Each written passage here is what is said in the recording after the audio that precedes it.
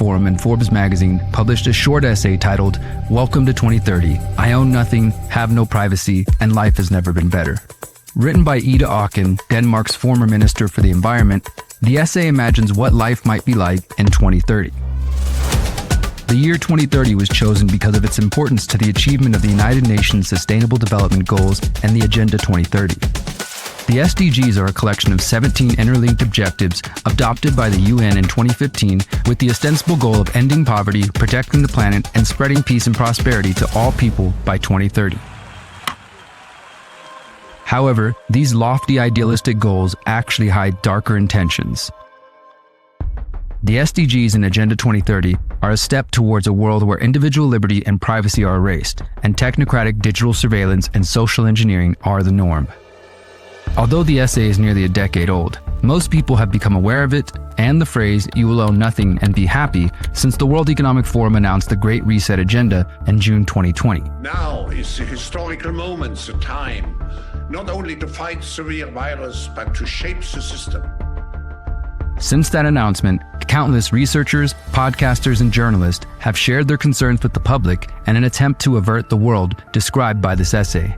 When you get past the buzzwords and promises of utopia, you recognize that the world of 2030 described by the World Economic Forum is a world where technocrats centrally plan every aspect of society. It is a world with no privacy, no personal property ownership, with mandatory digital IDs and digital currencies, and social credit scores.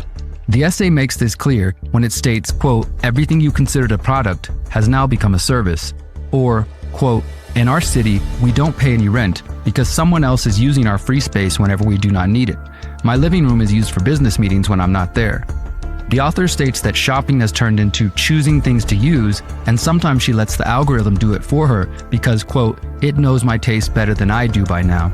Finally, she laments the people who do not live in our city, those we lost on the way, referring to the people who opted out of the smart cities and social credit scores to exit the cities to build so-called self-supplying communities. What the writer fails to understand is that millions of people are already choosing to exit the cities and build outside the digital dystopia planned for 2030. Even those who cannot or will not leave the cities are beginning to question what their future holds if they remain in the tightly controlled metroplexes. While most people likely do not agree with the vision put forth by the WEF, the UN, and their cartels, we cannot deny that these institutions are working night and day to achieve their 2030 agenda. They are working with hundreds of multinational corporations, nearly every major world government, and spending trillions of dollars to manifest this great reset of society. And while millions of people have woken up to this agenda, the vast majority are still spending their time being reactive and allowing these technocrats to manipulate their emotions and actions, and thus their lives.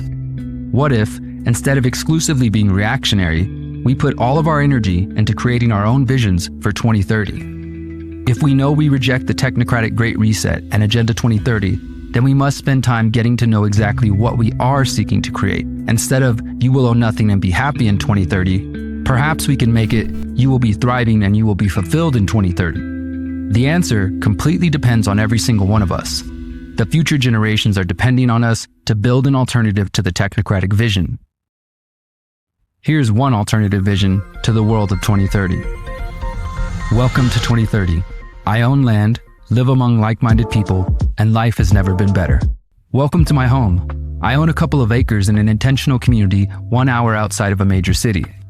I live in a hempcrete home with my family and our pets.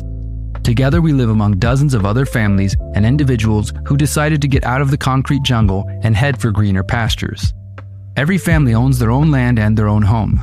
The founders of our community bought the land and began recruiting members in the late 2010s as the surveillance grids became more obvious. Our community has built our own homes, roads, a network of trails, and a community center where we host educational workshops to teach others how to become independent from the grid.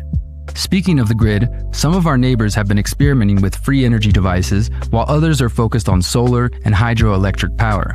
We are determined to be energy independent, especially after some governments began disconnecting the unvaccinated from the electric grid in 2026. Once food prices and inflation began to rise in 2025, we realized we needed to cut our dependence on the grocery stores.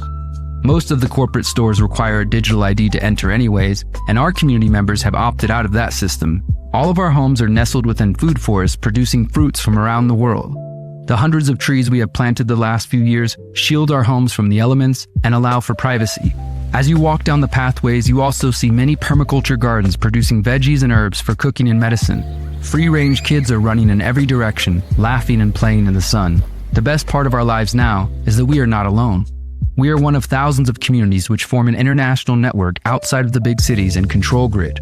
Our community is surrounded by several other like-minded communities, each with their own governance models, traditions, and norms. We often trade goods and services with our local neighbors, and some communities have begun establishing long-distance trade networks. Thankfully, in the late 2010s, a handful of forward-thinking individuals began establishing local freedom cells and circles, helping people network and find the community they were looking for. These groups laid the foundation for a movement which saw millions of people exiting from the grid and disobeying authoritarian mandates. Those cells eventually morphed into intentional communities and eco-villages, united by respect for self-ownership and bodily autonomy. Together they form a decentralized network of networks, which gives the people an option outside of the smart cities. They live different kinds of lives inside the city. While we chose to exit the cities, some folks stayed behind, convinced they could disrupt the move towards a technocratic police state. And in some cases, they were correct. The digital IDs were defeated, the authoritarian control removed, and human liberty flourishes, even in the concrete jungle. We've even partnered with some of the cities to help them implement permaculture operations to make the cities more food independent. In other cases, the agenda has continued to move forward, but the resistance grows every day. The ruling class underestimated the tenacity of the human spirit. As long as there is life, there is hope.